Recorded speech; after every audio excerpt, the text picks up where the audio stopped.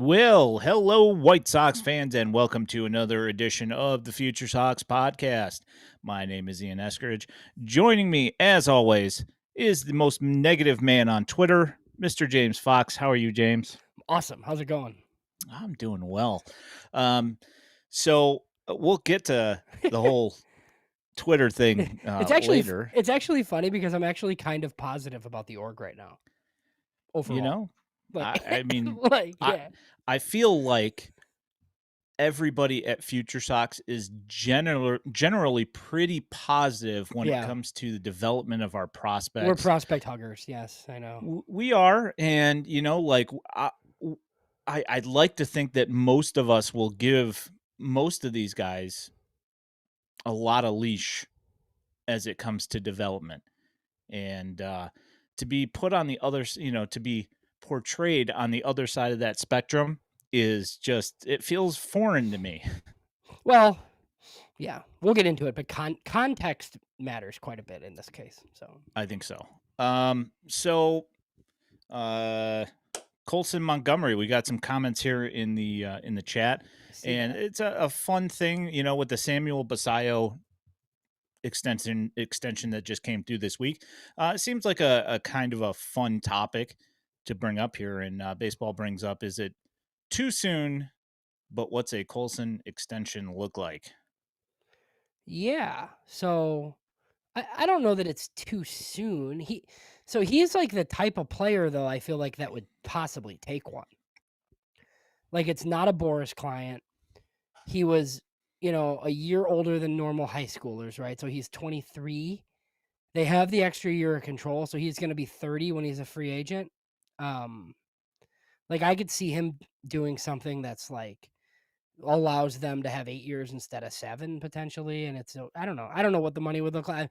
I mean, it wouldn't be even Basayo. I think it would, 6 and 6 years that guarantees him 50,000,000, and then they get a break on the back end or something, but I don't feel like Getz is gonna go down that route. I think they'll just, like, kinda take it year by year, but it's not a case where it's like Luis Robert rep by Scott Boras, right? Like, it's like, if Colson Montgomery's good, he could be here a long time. It doesn't seem like something that's and it was he signed for $3,000,000, I think, something in that range. Um, so yeah, I think he's a candidate for it. I don't know if that's gonna be part of the playbook this time yet. Yeah, so Vince brings up Basayo got 867. I want to say that there's like 50 million guaranteed or something, and then like some escalators or something like that. Is that right? Yeah, and he's another guy that's like a good candidate because if somebody could look this up for me, I don't have it. He wasn't a huge dollar international signing. Those are the types of guys that usually take money because, like, if you get $1,000,000 in the international market, like you're giving some of that to your Buscone, you're giving some to agents. Like you don't see much of it. So if you make the majors, man, like it's really tough to turn down $60,000,000. Yeah, I am looking that up right Yeah, and now. I'm sure it was a million plus, but he wasn't like some $5,000,000 Oh, like international. 1.3. Yeah, so that's fine. Yeah.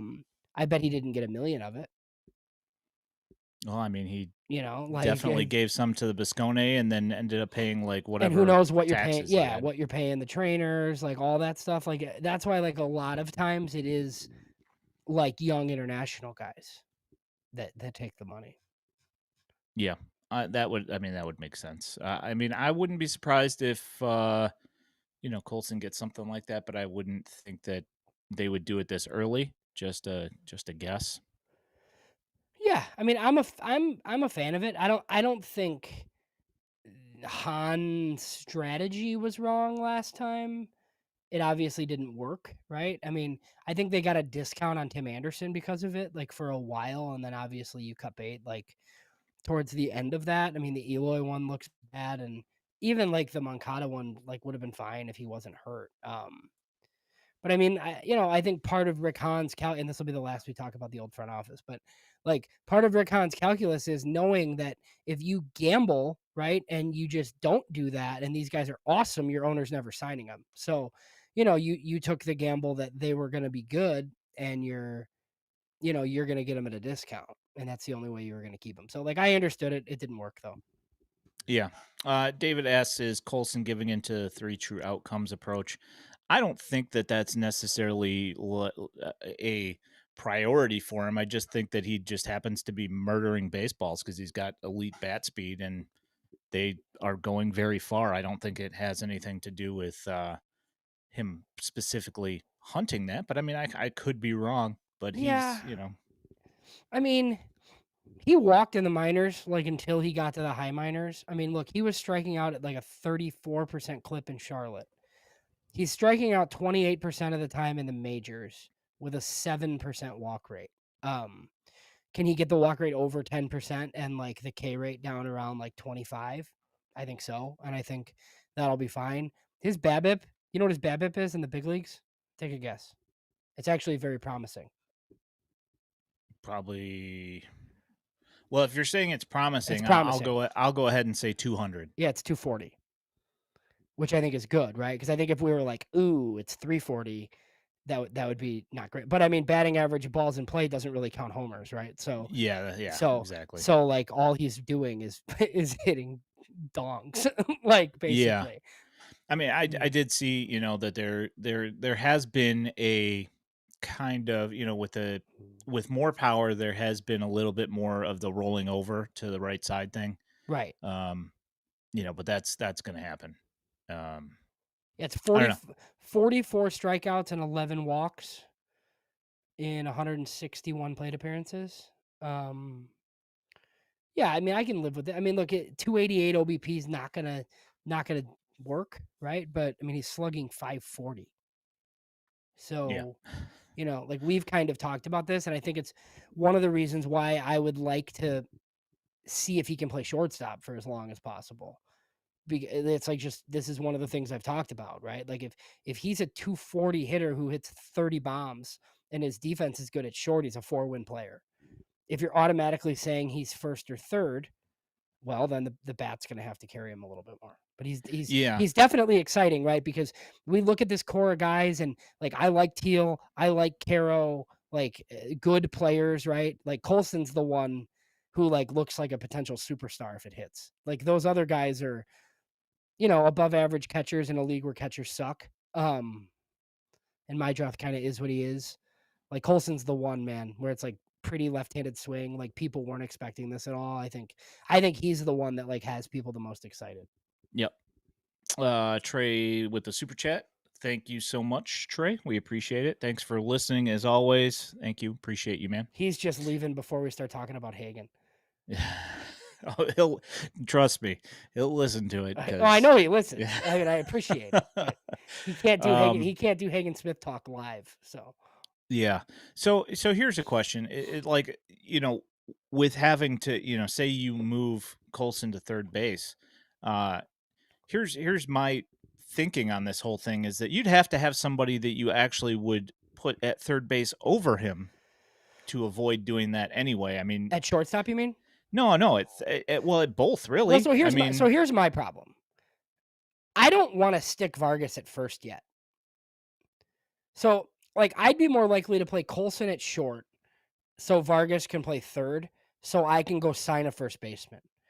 Because if you say it's short, or say you put him at third, you put Colson at third, Vargas is at first. So now your yeah. corners are like done. Then you're playing my draw at short, or are you going? Because I think like the limited amount of money that they're going to spend, and I think they'll spend a little bit, but like that should be first base DH and outfield. Like it's not going to be shortstop. And I wouldn't play my draw at shortstop over Montgomery. So it seems pretty easy to me for right now, but I don't know. I don't really know what their plan is Yeah. Yeah, that's I mean it's tough. I personally I think that the defense plays at shortstop for and Colson. yeah, It I does mean right now. I mean, it's average. Yeah. until somebody else is pushing him out of the way to play that position, I think you just leave him there. It's just my thought. Yeah. Uh, Ron Davis, thanks for a super chat. We appreciate you. Thank you so much. Kevin asked a question about Robert. We can do it now or just Yeah, yeah. So let's just go ahead and get to that. Um, No, was it inside? Not inside the clubhouse. It is, yes, this Yeah, it's not Saturday Hit and morning Run's the score show. Spiegel one on Hit and Run's Sundays. the Spiegel one, Right. correct. All right. So, in that, Bruce Levine says that the White Sox should not pick up Luis Roberts' Yeah. options. Well, like, so he goes through this big long tangent with David Haw about like the guys who are playing well, right? And it was like this positive White Sox segment, like Kyle Teal looks good and Caro and all these guys, and are they going to spend? And he's like, maybe, but here's what I would do. He basically says like I would decline the $20 million option on Robert because he's not worth it and sign 2 or 3 guys instead. And it's like Have we not been down this road 20 times? it's the Kenny Williams thing. You sign 3 bad players instead of 1 good one, right? And like I don't think it's even that at this point. Like we've had this conversation. Like to me, like the decision was already made. Like you're picking up the option. It was yay or nay in July. You had to decide. If there was any possibility that you weren't going to pick it up, you needed to trade him for whatever you could get. They didn't do that. Now they have to pick it up, right? So then I get all these people on Twitter that are like, "Oh, what if he hits 200? Like it's a sunk cost." No, you're picking it up and you're trying to trade because at a minimum, you could trade him this winter for what you got offered at the deadline. You can't decline the option and get nothing. That makes no sense. I don't I just this is like not a thing. I don't know what the payroll number is. It's 37 million pre-arb with Robert and Benintendi, right? So if it's 80, right, say they can spend 80 million bucks, then you can go spend 30 million dollars. Like you can't go get O'Hearn and an outfielder and a setup guy for I mean, I think you probably can. Like so like what are we doing? It's not stopping you from doing anything. Yeah, at this point, I mean, are you spending on additional bullpen arms at this time? I mean, is that something that you want to sink money into at this point with I the don't guys know. that we have coming up? No, I mean, I don't really, but I mean, I mean, like, what are they gonna spend? Like, I think you have to spend it like left-handed hitting first base slash DH, like one of those guys you should go get, right? Whether that's, um, who there's a few in free agency, um, and then I really think they need a right-handed hitting outfielder, but I think they need like a good one. But we were talking about it in the group chat, right? Like, could you package some of these guys? Like, what happens with Lenny and Sosa, right? Like, can you go get a right-handed outfielder for Lenny and Sosa and one of your pitchers, like a Sean Burke plus a young reliever? You know what I mean? Like, whatever, and you go get an outfielder. But I mean, I think right-handed hitting outfielder and left-handed hitting first baseman, like that makes a lot of sense to me. If you want to spend on a starter, that makes some sense. I think like what would be really cool, and I don't think I haven't like looked at this, is if you could trade the 2 years of Benintendi for a expensive pitcher that's underwhelming. That's perfect for me because I have no issue bringing back Mike Talkman to like be your primary left fielder, but I have issues bringing him back if you're also bringing back Benintendi. I just and Yeah, you have to Talkman's get been rid of one of them. like Talkman's been pretty good, but he's 35 and he's like not great in the outfield anymore. And like he's a great clubhouse guy. I just like if you're stuck with Benintendi, I'd probably trade Talkman and go a different direction. Yeah, I mean, if you can't get rid of that salary, which I mean, in the grand scheme of things, it didn't look bad until the second half of the season where he's just wasn't putting up numbers as much anymore. But Yeah, I just and it really like kind of hampers you a little bit, right? Because say it is, um, it say it's O'Hearn and you want to DH him some. But, like, they don't wanna play Benintendi in the outfield, and I totally understand why. Like, like, it also cuts into, like, Lenny and Sosa time, right? Like, if you want Lenny and Sosa to be part of this thing, but you want Mydroth or Mead or somebody else playing a lot of second base, and he has to DH. Well, then you have to play Benintendi in left field. I just I mean, to me, it's not my money. Like, you could DFA Benintendi for all I care. It's just not something that this organization traditionally does. yeah, I mean, so I've seen some conversations about putting Sosa at first base, and if that's going to be part of the plan, they're going to need to get him set up with somebody that really could pick it and teach him how to play first base because that's Yeah. he needs the help. That's for Yeah. sure. It's not an easy position. The footwork's completely different than everywhere else that he's ever played. And there's also the thoughts on whether or not, like he's making the correct decisions and knows where the ball's supposed to be going, where he's supposed to be when he's supposed to be there, which has been an issue at every position that he's played, to be fair. He Yeah. hasn't been at second base. When he's playing second base, he hasn't been at second base for, throws over there. I mean, there's just been a bunch of mental errors when it comes to positioning and where he's supposed to be and where he's supposed to go with the ball. So I guess the lesser of those places would be first base, because he doesn't have to make a decision whether he's got to be at second base or in the hole. Like he's only got first base to worry about. He doesn't have to. I mean, he has to worry about cutoffs from right field, but I mean, Yeah. whatever. Sort that out. What do you like better, Josh Naylor or O'Hearn?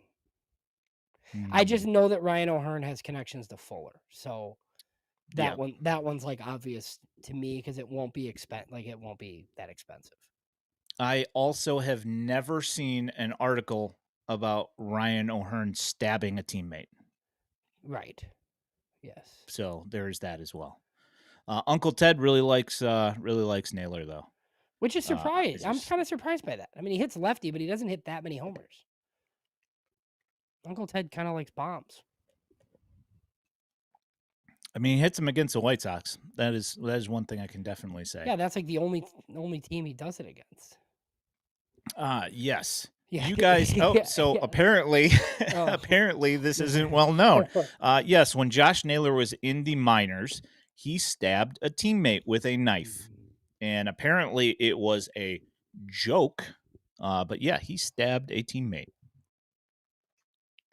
Uh, I mean, Yeah. you get like that's crazy. That Yeah. nothing more was brought up. Like who stabbed somebody? Maybe it's exactly Um, what they need. Yeah. Bring possibly. Tommy Pham back too. Yeah. Have Oh man. Naylor and Tommy Pham ever been on the same team? Just keep them out of different fantasy football And leagues. Jock Peterson, all of them together. Ugh, awful ideas. So did we Um, do enough on? I mean, Colson's got 13 bombs. Grand slam yesterday. Was it a 3-run or a 2-run? I mean, the home run swing is nice. He was cold for about a week, or was it longer than that? I think it was. Yeah, I think it was about a week. Yeah, and now he's just like hitting bombs again. Yeah, and he's getting multi-hit games. I think it's one of those things. This is the case in point where I go, he's young. Just let him figure it out. Yeah, It's going to be a feel out process.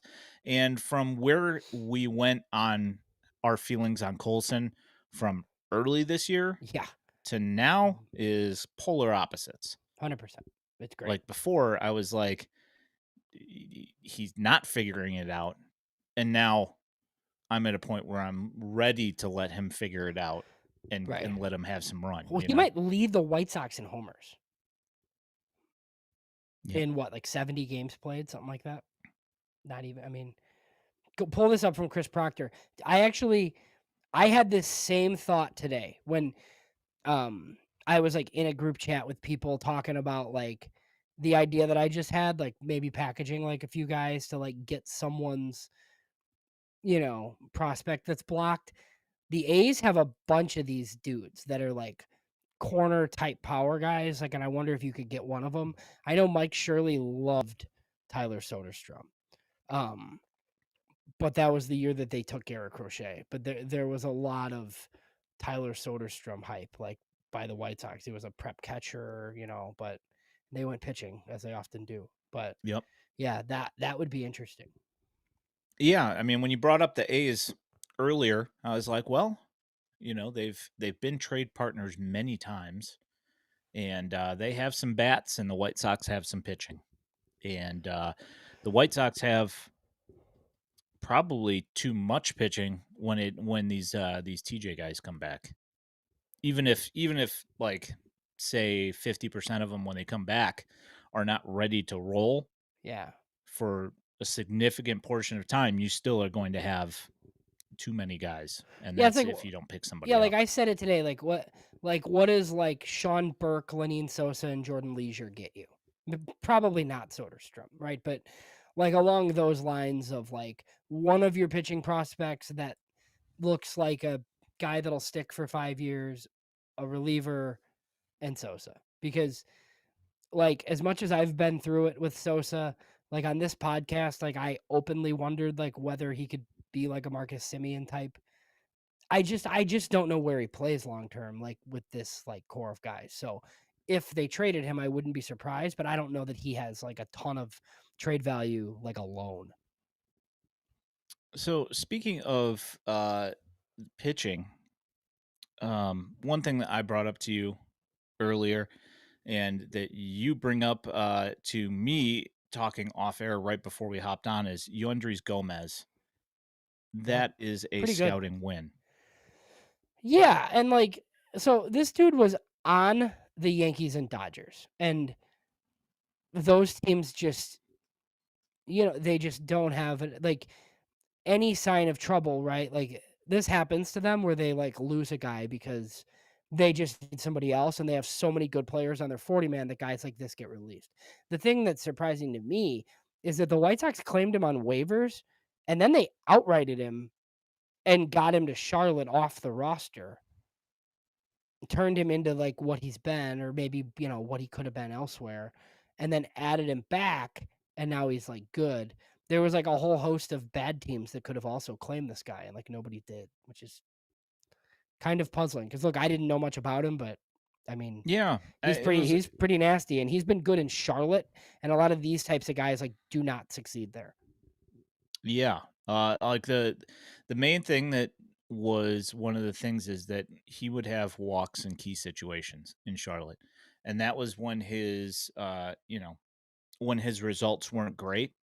But in the last month or so, he hasn't had that happen as much, and he ended up managing to get promoted up to the Sox, and he's been really good. I mean, granted, he's not giving you a ton of innings, and his pitch count, he does have a lot of waste pitches, but still not bad. Yeah, and there's been like development isn't linear, right? There's been some issues with Cannon and with Burke, and our top guys. We'll get into like the stuff with Schultz and Hagen, but I think it's pretty clear, like under Bannister and some of this like pitching development staff, they've found some guys like this. I mean, you got this guy, you got Fetty, you had Shane Smith, who if Shane Smith's a number 4 starter for you, it's a Rule 5 pick.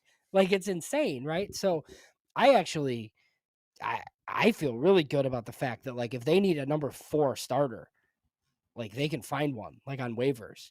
So it's stuff like this is like really interesting.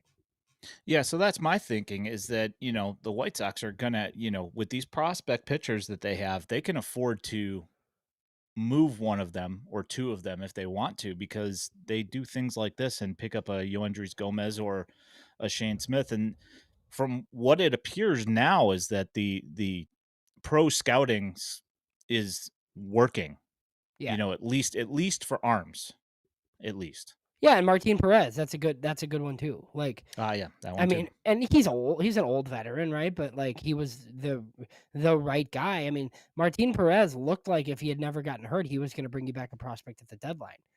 I mean, geez, like look what they did with Adrian Hauser. I mean, it's the same type of thing, right? I think um Savali's been up and down, but it's the right idea. Yeah. You looked at Andrew Vaughn's numbers lately? Oh, he's coming back down to Oh, earth. oh, Shockingly. oh man, it's like a meteor. Shockingly. Like it's like yeah. Mm. Um, so I did have one of the things that we had mentioned is that some of these guys were being brought down to manage their innings down to Charlotte. And I just wanted to point out something, and this isn't like like a huge Sherlock Holmes thing or anything, but Jonathan Cannon threw 6.1 innings in like 91 pitches or something like that. Yeah. Sean Burke, 5 innings, 89 pitches. They're not pitching less. No, I don't think those guys. But I don't think those guys were sent to Charlotte to, like, fi I think the issue with those guys was that you're gonna destroy your bullpen if they're going 3 and a third in the majors. And, like, for all That's the fair. people that are like, "Oh, these games don't matter." Like, yeah, I'm one of them. Like, wins and losses don't really matter. But, like, Will Venable can't really think that way, right? Like, these guys are just, like, not getting it done, and you're gonna destroy your bullpen. It's why they're calling up a reliever every day, right? So, like, Shane Smith's, like, IL stint, yes, that's to, like, manage innings. Jonathan Cannon being terrible and, like, going to Charlotte, I think is just they have 5 better guys than him right now. Yeah, I mean, it's just with Martin Perez coming back and with Yoendry Gomez pitching Right. well, it just, I mean, you can only have so many guys. Although, yeah, this is the problem with having guys that can only go 3 or 4 innings is you can't have multiple. You can't have multiple of those guys because you don't have the option to have that many long relievers in the pen. Right, exactly. So it just, like, doesn't work. I'm curious. Do you think Martin Perez has been good enough for, like, somebody to claim him or no? Um, Because it's common that you'll throw some vets on waivers, like, at the end of August. I mean, if he requests it, yeah. I mean, right? I don't see any reason to let him walk because I mean, you're not getting anything out of it. The only thing you're getting is a roster spot, and at this point, Right. is the roster spot that important? What are they at 38 right now? Yeah, but I think it's more about the 26 man, like, because Yeah, like, so you get 2, um, you get 2 call-ups, and you can't have more than 14 pitchers. Um, so makes no sense. say you brought up Tanner McDougal and Paulette. You can only bring one of them up as a September call-up, but you could bring them both up and just get rid of somebody else, you know? So, I think those 2 guys are There are candidates. yeah, I think those 2 guys are very obvious. Like, those are the 2 guys that I wanna see is Peyton Paulette and Tanner McDougal down the stretch. I think that makes a ton of sense. Yeah, for me as well. I mean, I think that you probably are okay with jettisoning something like a Steven Wilson or something like that, and regardless of him being part of a trade return, Yeah. He does if you're have not getting people out, yeah, he does have options, so, like, you could option him and get rid of somebody else, but yeah, no, I mean, I get it. yeah, I mean there are other people to get rid of as well. I was just Yeah. picking a name out of a hat. I mean, they just have made up injuries for all these guys. Like, they literally told Elvis Peguero that he got hurt. Like, "You're hurt. Like, go take a seat for a while." Yeah, you gave up a bunch of runs. Now you're hurt. Yeah, I mean, it's just, like Tyler Alexander, like, he's done good work. Do we need to see him in September? I don't really think we do. Yeah, I don't think so either. I'm all for seeing Tanner McDougal. You know that. And we've had this talk. He's Rule 5 eligible this year, so he's Yeah, going on the 40 man. You're not letting somebody right. grab. You're not letting somebody Shane Smith him on you. You know. What do you think that looks like, though, if he's up? Does he start? Is it 3 inning starts, or is it just, like, long or, like, middle relief type, like what they did with Uriarte and other guys last year? I guess it depends on how many innings he has left. Because here's the thing, like, if you bring Tanner McDougal in for, like, 1 inning at a time, like, he is gonna be disgusting. Yeah.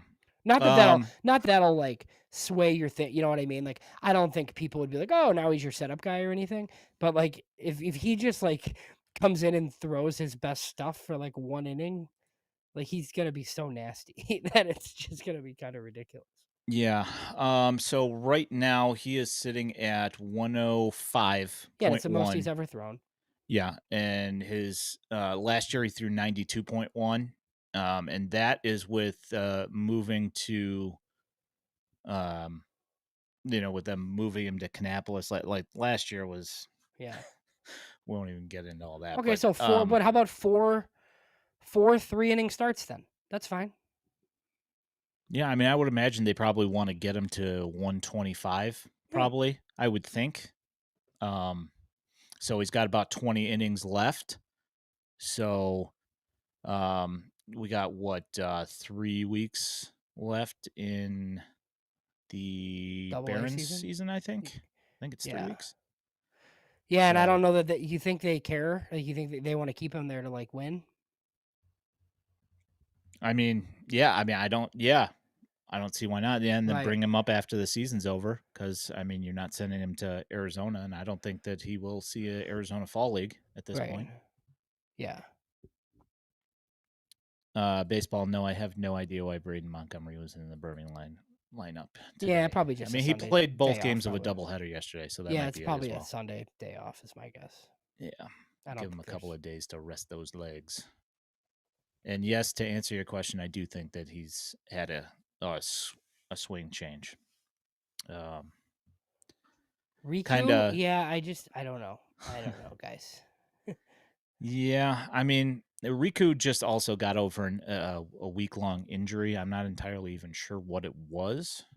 It might have been him fouling a ball off of himself, possibly. I kind of escapes me at the moment. And I don't know when Galaney's going to be back. I haven't talked to him. I should drop him a line and find out. But Yeah. apparently, from what Doug Greenwald was saying in Birmingham, is that he's seems like he's in good spirits. So apparently, things are healing. But Good. as somebody that has had a massive eye injury, I can I can attest to the fact that it hurts really, really bad. Yeah. It's pretty much the worst pain you could have in your life when you have a scratched eyeball. Um, Nathan asked about Kylie McDaniel leaving Braden Montgomery off the top 100. Yeah, that's a little bit. I mean, he didn't have him on preseason either, I don't think. Or he had him, I think he had him in the 80s. And he that had was him at 6 on the White Sox list. Is that right. right? Yeah. And so he had him in the 80s overall in the top 100, I think, in the preseason. And when he ranked, right, it was right around the time he was slumping bad. Um, and then he went on like that 2-week tear. I mean, we talked about it. Like I mean, he was like moving down at Baseball America and some other publications too, and then he got really hot. So, um, yeah, like I get it. I mean, if you're there are some people who think that who thought he was a platoon hitter already, and he strikes out a lot. And if you think he's a corner, like I get it. I think he's better than that, but I understand the people who don't think he's like a top 100 prospect because it's a lot of strikeouts. Yeah. Give me 1 second. I'm just looking at something right quick. Um, so we got a super chat here from Wolf. Who puts on an outfield glove first, Ooh, Sam Antonacci or Joral Perez?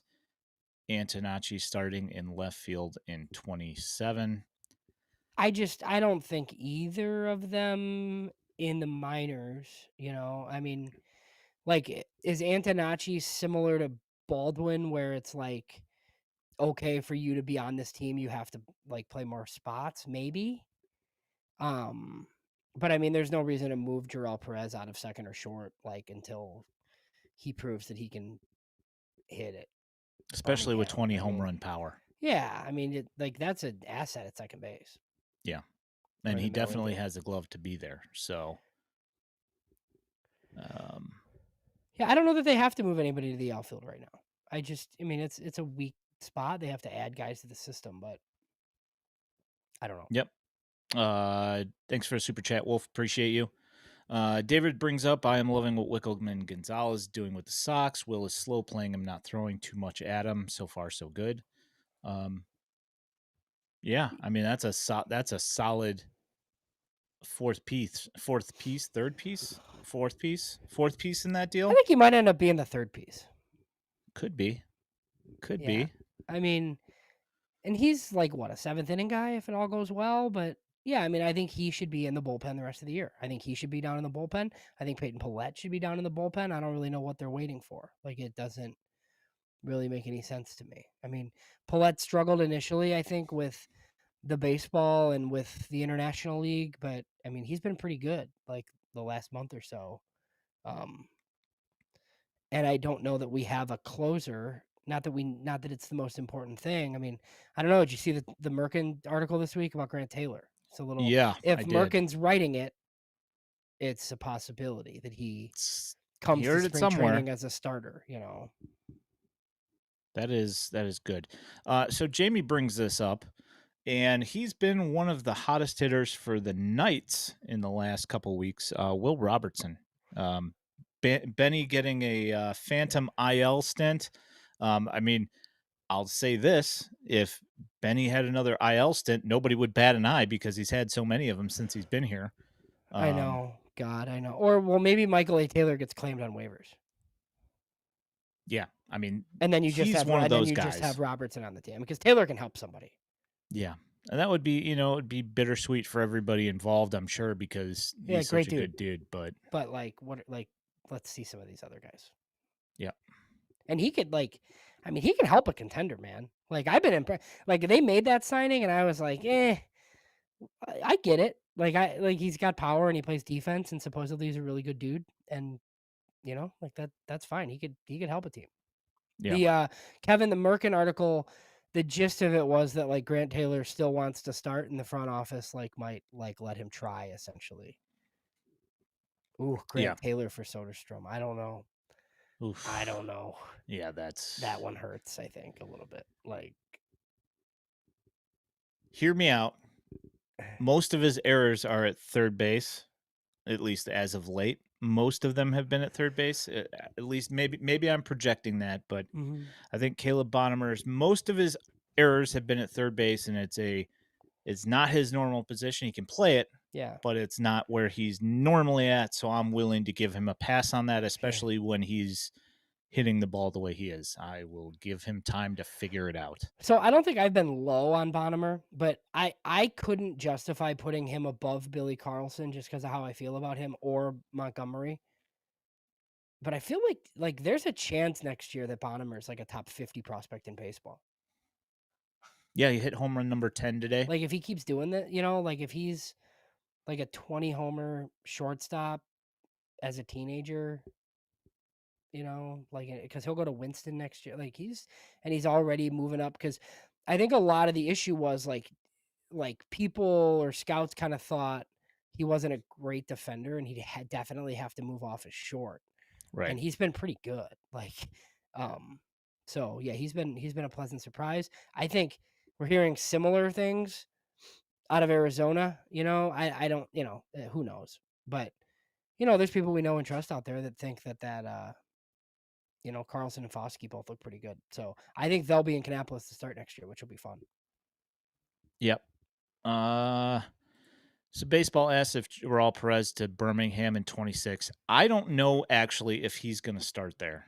Um I know that, and this is something that I posted about earlier this week on Twitter, about him only having 4 strikeouts in the month of August up until this series this week, and I tweeted about it, and of course the next day he struck out twice, but his contact numbers have been a lot better, and things are looking up for him. I mean, obviously the power's been there this year, and you don't see 20 homers out of a 20-year-old Yeah, no, it's been like good. very often at all. So, um, oh boy, here we go. And Tom asks, any thoughts about Grant Taylor shortening his arm swing like Giolito did back before the 2019 season? I mean, so Tom, the thing that Bannister said specifically about Grant Taylor is the amount of extension he gets. Those guys tend to injure more. So I don't think it's about it being too violent. I think it's just that he's out in front of his body a little bit too much and it causes issues. But I could be wrong. So Chris brings up this, which I was talking to you about earlier. Samuel Zavala been heating up. Um, so I looked it up earlier because I've been watching it, and obviously I watch all the games, so there's that. Since June 1st, he's got a 144 WRC plus, plays a plus plus outfield. Um, the BABIP is 337 in that period of time, but he does hit the ball very hard. So Because he hits the ball so hard, I am gonna look past the BABIP just because he hits 100 plus mile an hour really often. Um, and we had the conversation earlier about your thoughts about him going to Double A, but wondering how he was going to fare in Double A. And to me, it's kind of one of those things that we're going to have to figure it out eventually. And at this point, since I think he's hitting like 289 since June 1st. Yeah, like, do you think they'd have guys like Zavala or Perez go to Birmingham for the playoff push? Hmm. Yeah, so I mean, the guy walks at a prodigious clip, so I don't think that it would be necessarily a bad thing. And as Jeff mentions, the infield in Winston Salem is going to be very crowded opening day next year. I mean, Oh, they yeah. gotta move guys, but I just with the how much I mean, Joel Perez I think is at like 115, Mhm. I 120 mean, strikeouts this year. does Lodi start in Winston-Salem, or does he go right to Birmingham? I mean, he's been pretty talk about Kyle Lodis, 'cause you've, like, seen him now, at least on video. Yeah, well, I mean, I saw him live and the glove looked good. I saw him play at Bowling Green, but that was also his first series, and the bat was a little rusty.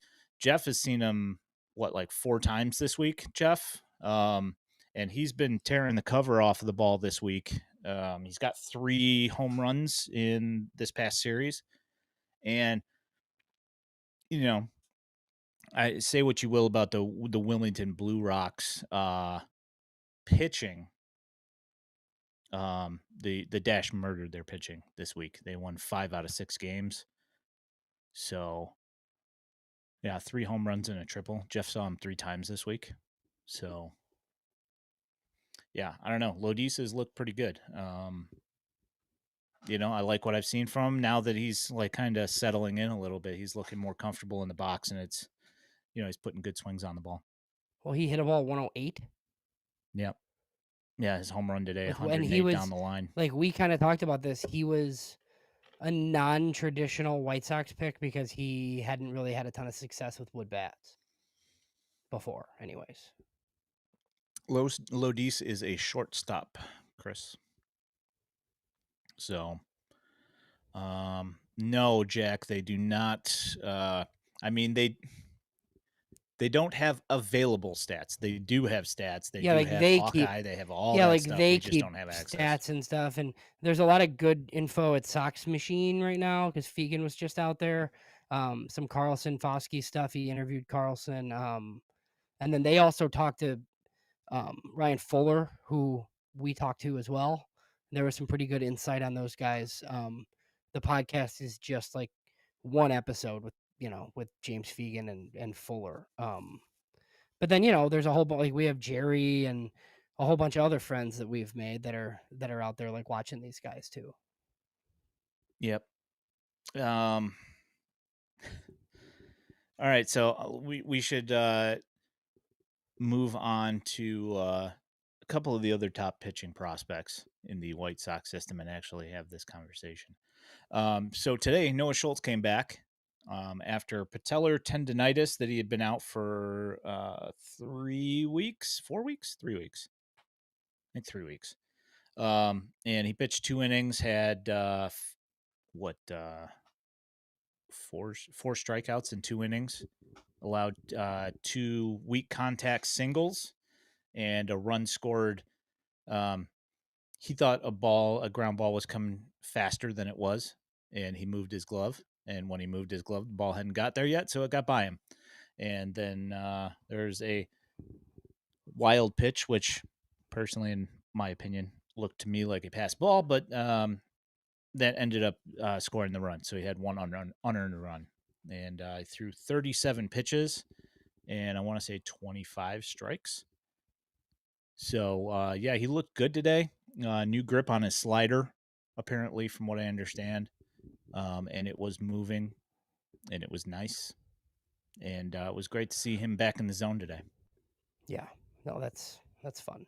I mean, when did Opper pitch the other day when he hit 100 and there was some question like about a hot gun in our 101. group chat, and so he's getting some prospect love like out on the internet too. There's people mentioning him, and obviously Aram. I think there was a tweet that Aram Layton of one of our partners now at Just Baseball where he kind of noticed. I feel like a lot of these sites and prospecty type guys who have like data and they pay for synergy and like all that, like their interest is peaked because of like how good his stuff is and like what the data says basically.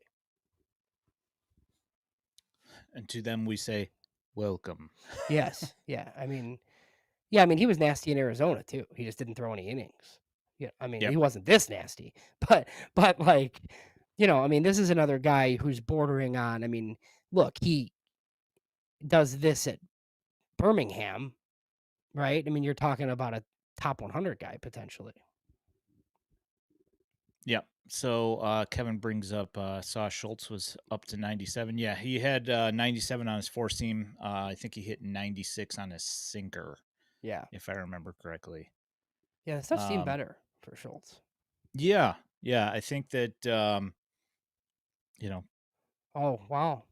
That's true. Bonnemer's Oh, going to Winston-Salem. yeah. There we go. Love that. So does Billy Carlson go to Kannapolis? You're getting Is he crazy. is he so good that they Huh. who's the short are they, unless they just play Colby Shelton there. Yeah, I would think probably either that or maybe yeah, they leave Shelton at shortstop and then they move DePino to third base, his natural Right. position, Yeah. possibly. But that would mean also that you would have to have somebody to play first base. And the White Sox do not have very many options at first base, as we have talked about. No, Yeah, they do and Jeff not. And also brings up DePino's, Bryce Eblin. yeah, I just, you know, my guess is, so who's playing shortstop primarily in Winston? Lodis, right? Lodis. Yeah. Yeah, Lodis, and then So you've I got wonder if Ryan Burrows bouncing between third and second, and Gerald is playing second so as Gerald well. Perez has to be going to Birmingham, I mean, that right? makes the most sense, right? And then you just let Bonnemer play short Mm-mm. and third because you have Lodis there. Bryce Eblin's on the You know IL. what I I did mean? not Like know that. you have Lodis there. That's like the only thing that makes sense to me because you're not gonna like bring Bonnemer up to play short every day at Winston and move Lodis right now. Bonnemer's, I guess, more important, right?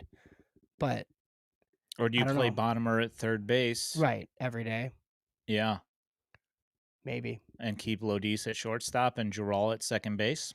I mean, you could. I mean, I did see that Winston's roster was one or two short of full capacity, so they have the room to take on guys. Yeah. So, okay. Yeah, I don't know. That's awesome news. I'm happy that Bonnemer's moving up, but Hmm. I don't know. We'll see. Yeah, Jeff, that's a great question. Jeff asked if Ryan Burrows is going to sit. That's yeah, that's a solid question. I mean, also, but here's the thing. Here's the one thing that you do have from Ryan Burrows is that they've put him in left field as well. So I mean, he will get innings somewhere. Um, I just don't. They'll figure out some place to put him. That's about all I got on that one. At this point, you start as 13 Dove Man says, these are good problems to have, and they really are. It's just there's just so many guys fighting for spots, and this is something that I was talking about earlier in the season, is that you are trying to find innings for guys because guys are playing well enough that you think that they deserve to get those innings, and that's exactly what you want to see. You want to see guys fighting at the bat rack to get up there. So Yeah, it's interesting times. I think, FutureSox obviously, right? But like the big league team is watchable because you have a catching tandem that's fun, and you have Colson Montgomery up there, and I think we might have a couple more guys that are interesting. But I mean, like beneath that, I'm just really curious with just like the hitting development, right? Like I always kind of brush away, like stats of college guys in their draft year and say, like you got to wait till next year, right? But that's usually when they're bad. It's like a preseason game, right? In football, it's great if like it's good, but it doesn't matter if it's bad, that sort of thing. But I mean, what Lodis is doing, I think, is kind of interesting because this wasn't, you know what I mean? And Shelton has struggled, and DePino has struggled, but I mean, Lodis is a high A hitting. Like he looks pretty good. Yeah, straight out of college, straight to high A. That's pretty impressive. Jeff asked me if who has the best shortstop arm of all the guys in the minors here. That's a great question. Billy Ryan Carlson. does have. I mean, I haven't seen him in person yet, Yeah. but I mean, I know it's good. But as of right, I'd say probably Burrows might have like a hair over Bonnemer, maybe, and then maybe he's a hair over Lodis. But I mean, Yeah, I mean, I think what scouts think it's second for Lodis. Who knows, right? Maybe he gets better and that's wrong. But, I think offensive-minded second baseman is what most have said. Um, I don't think I don't think Shelton's a shortstop. I mean, Bonnemer's been not bad there. no, he's been good. I would say like the thing that I would say about Bonnemer is that I feel like the arm's good. I feel like there's some like one thing that Ryan Burrows has over Bonnemer is the fluidity in which his body moves. I feel like he's a lot more loose. I wouldn't say necessarily athletic because I feel like Bonnemer's athletic, but I mean, to me, like it seems like maybe his hips are a little bit more loose, so he can like spin and throw from weird angles a little bit better than Bonnemer can, Yeah. and maybe that's what I'm thinking of. I'd have to see him throw side by side to actually figure it Mm. out. Yeah, I mean, Colson Montgomery's arm's pretty good at short. Yeah, it is for sure. Um, and as Jeff also mentions, this is something that we've been Yeah. talking about for a while, that they'd send VP to Winston Salem. Man, I don't know, I mean, that would make too much sense. maybe there's, like, other promotions coming. 'Cause I think just Bonhomer is strange. I mean, I guess it's not because, like, he's a top prospect and, like, if it's deemed that he's, like, graduated from low A, like, okay, he goes to high A, but it's, like, the roster's weird. So, I feel like somebody else might move. Hmm. So today, Hagen Smith made his second start Oh of the god. week, and we have to get to it eventually. You can keep on, ducking underneath it, Yeah. Well, and but the opponent matters to me. it does. The Barons played the Trash Pandas, the Rocket City Trash Pandas, who are the double A team for the Angels. Um, and just my personal feelings on the thing is that they are good enough to play in advanced day. I mean, They Oscar are, Colas is one of their best players.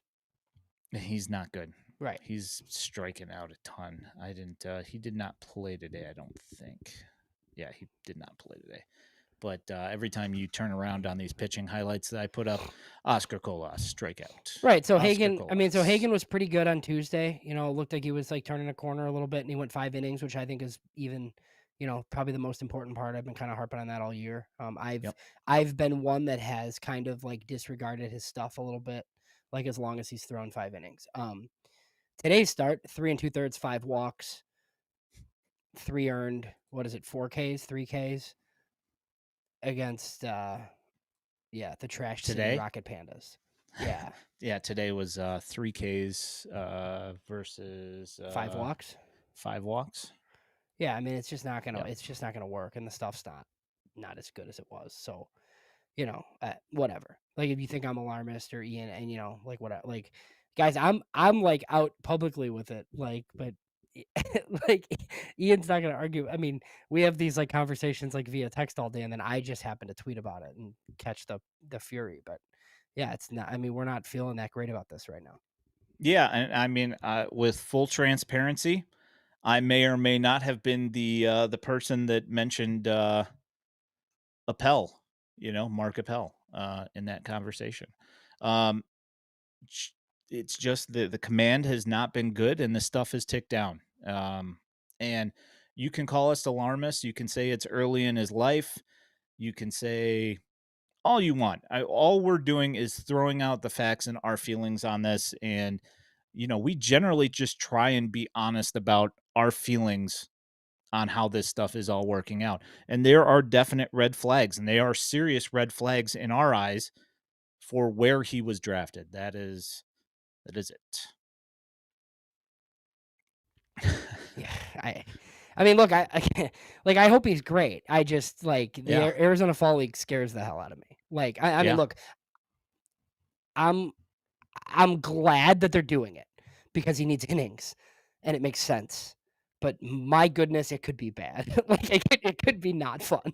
Um, and it's a hitters league because good pitchers don't go because orgs don't send their good pitchers. Because they're usually, they've already thrown their 130 innings or whatever, So, um, can he get it together? God, I hope so. Because like another factor is like what they passed on, right? This isn't like me and Ian are complaining because like if they took Hagen Smith like with the ninth pick in the draft after all these guys were gone, like it would be much different. They overslotted him and paid $8 million with bats on the board that are like top 10 prospects in baseball right now. This has to work. Like this is like not fine. And I know like it's his first season and everything people keep We've telling heard me, right? Like all of all of them. it. Like I get it. I hope I'm wrong. I've been wrong a lot. I hope I'm wrong this time. But I'm like worried. So, the Sox say they're not worried. I'd love to know how they like actually feel. Um they clearly don't. I mean, they don't think he's hurt because he's pitching. Did the change in mechanics like screw with him this much? Like he didn't throw that many strikes in college either. Which is where people said to like, oh, I'm going way overboard, like comparing him to Carson Fulmer. Like, okay, maybe I am right. Like, but like the first time I saw Carson Fulmer pitch in college, I was like, he doesn't throw any strikes. Like these are like future accountants and PE teachers, like swinging through curveballs that aren't strikes. Uh, and the Mark Appelt, like it's just, ugh. Like yeah, I want it to be better, guys. I do, I really do. I But it's mean, like it not good. was It's not good enough right now. yeah, I mean, like my thought on that was, it's a lack of strikes and the stuff ticking down a little bit. And that's exactly what happened with him. And I mean, granted, he did end up having injuries Yes. that like really derailed his career. And like hopefully that is not on the horizon and that's not part of the issue here. But I mean, that's where I was drawing the parallels. I mean, Yeah. I really hope that's not the case. How would And, you how would you feel if he was 96 to 99 walking way too many people? I would be fine with it. Way It's better, the right? Yeah, 100 combination100%. it's a combination of the both that's given me the heebie-jeebies. Like, I just I don't know what to make of Right. it, and the White Because Sox don't seem concerned, well, because but, some of it like some of it to me is like, are you not throwing strikes because you know your stuff isn't good enough? Or can you just not command? yep, So Tom, like yep, Carlos Rodon is a good comparison for him because I think even at Hagen's peak, if everything goes correctly, he's gonna walk 4 guys per nine in the big leagues. The hope is though that his strikeout rate is up over 11 and he's not giving up that many hits, right? Like if he walks 3 guys in a start and gives up 3 hits, but strikes out 11, like whatever, right? It's fine. The thing is with Rodon, like Rodon didn't see these like velo dips like in the minors. Like, yeah, there were times where he was clearly hurt in the big leagues throwing 93 and then he would go on the IL because he was hurt. Like Hagen Smith's not hurt right now. so we hear. Changed his Yeah, mechanics, right? Because he was hurt. He was not injured, he was hurt, right? I guess we could use that distinction like, yeah, like his elbow hurt, but there was nothing structurally wrong and they thought that it was mechanical and then they worked on his mechanics and he's come back and he's walked 6 guys per 9 innings since. yeah, So, which is, good for, like out of, like, what Dylan say? It was like, It's not out of good, yeah. 435, He's it like was like 419 or something like 460. that. Yeah, something Yeah, like that. it's downright frightening, and, like, Yeah. I brought this up to like, this is the first time he's made 2 starts in a week. He's throwing in double A, like, in the Southern League, like, all those things are true, right? But this was a dude who I was told was gonna mow through the minors and be in the big leagues at the end of the year, and he's, like, not even close to that guy right now. Yeah. And to answer Vince here, I did see him hit 96.07 once today, which is the hardest I've seen him throw in months. Uh, but I mean, it's still way short of the 97 average that we saw for him in college, you know? Like he's averaging like 93 and a half. Right, I mean, yeah, It's not good we enough. see him touch a 96, like, but it's not that consistently. Duffman says he has deception to his pitches. He will be fine. Well, he does have deception, Again, and it's the one this is that's not your thing. about that. That's your This thing. this That's the one this thing he has. that's the only thing. This if this is what he wasn't the number 5 overall pick. This is the problem with that. Yeah. This is the entire problem is that I don't have a problem with his results if he wasn't the 5th pick in the draft. That's where Over I'm freaking guys out. that they picked him out. JJ Right. Weatherholt and Connor Griffin. How would they look right now? I Right. probably pretty good. Yeah. Right. Yeah. Either of those guys, we'd be talking about moving Colson Montgomery to third base immediately. Yeah. You know. Yeah, So, and what do you think somebody about brought that up from Jack?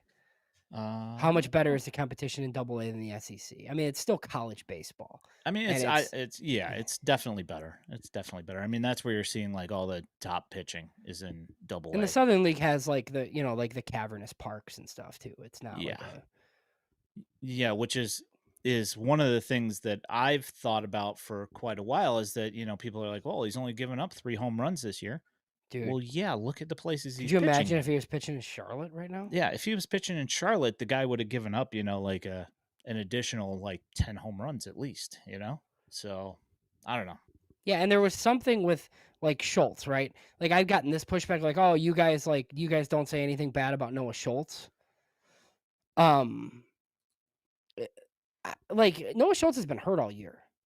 Like, and they've like tinkered with a bunch of stuff. Like he looked way better today. Like it was refreshing to me that Noah Schultz had a lower body injury because that explained some of the struggles.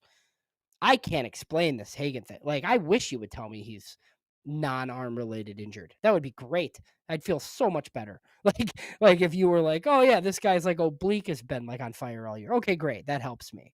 Uh, like I don't, like I don't want his arm to be injured because that's terrible. And like I don't really want him to be hurt. But if they were like, "Oh yeah, like Noah Schultz had patellar tendonitis in his plant leg." Yeah, I mean, no wonder why he had a tough time, in Charlotte in the International League. Yeah. So it was mentioned earlier. I'm not sure if it was you, Jack, or not. Had mentioned if we had to do it over again, would you pick Cags over Hagen? Well, but I wouldn't have picked Cags. There's 2 other guys I would have picked Yeah. over Cags. Yep. So that's hard for me to like gun to my head right now. Like, would I take Hagen or Cags? Like, yeah, I'm taking freaking Cags. He's in the big leagues. I mean, of course. But I would take Weatherholt or Connor Griffin over Cags. Still, like Yeah. right now. And Doveman says Connor Griffin will struggle with pro pitching. Well, guess what? I Hagen Smith mean, is struggling with I just minors I hitting. don't know why So anybody thinks that though after seeing what he did as a 19-year-old like in high A and now he's in double A. I just don't know. yeah, I he's mean, moved through. the one thing I would do though, like if you could make that trade right now, like I would just put Cags at first and tell him to mash. We're not Yeah, doing this outfield thing. Like I yeah, don't care. Go yeah. play He's first not. base and mash. I mean, like when we asked the question before the draft last year, Joe Doyle laughed about it because he thought it was so absurd to put him in the It outfield. doesn't make any sense. And it's the same thing these teams do. Like who's the Torkelson? Like they announced him as a third base because like these teams get it. Like they don't want to draft a first baseman, so you announce him as something else, and then it's like, oh well, he ended up at first anyway. Like Yeah, that's fine. Is if you try it somewhere else and it doesn't work, and they end up at first base, fine, as long as they can hit enough to justify it. Move Hagen to AAA in Charlotte. Let's see it. No. Oh boy. Oh, no. No, no, no. I mean, guys, like, I, I don't know if anybody, like, and I know, like, everybody that's listening to us are, you guys are kinda sickos. Like, I love the Arizona Fall League, but dude, like, I'm telling you, like, it's really hot and the ball flies, and, like, it's a hitters league for a reason. Like, even, like, not great hitters, like, break out there. Um, like, Grant Taylor was disgusting and struggled there. Like, yeah. I just don't know that it's gonna go well.